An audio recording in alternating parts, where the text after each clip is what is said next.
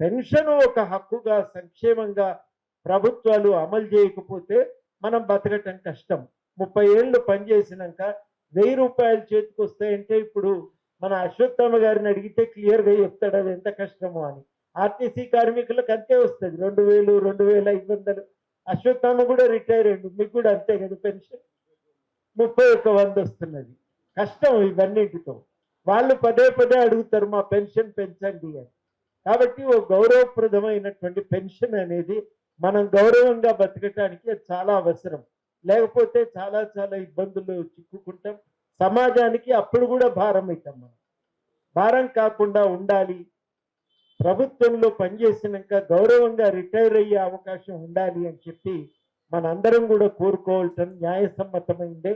ఇవాళ మరి మీరు ఈ సదస్సు ఏర్పాటు చేసి ఇంతమంది హాజరయ్యారు. తప్పకుండా మీరు చెప్పే విషయాలు ప్రభుత్వానికి చేరుతాయనే సంపూర్ణ విశ్వాసం నాకుంది. నేను కూడా నా వంతు ప్రయత్నం తప్పకుండా చేస్తూనే ఉంటా.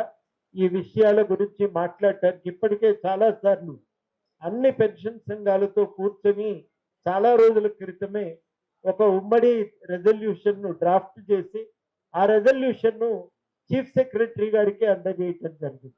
అట్లాగా ఆ ప్రయత్నం జరిగింది ఒకసారి.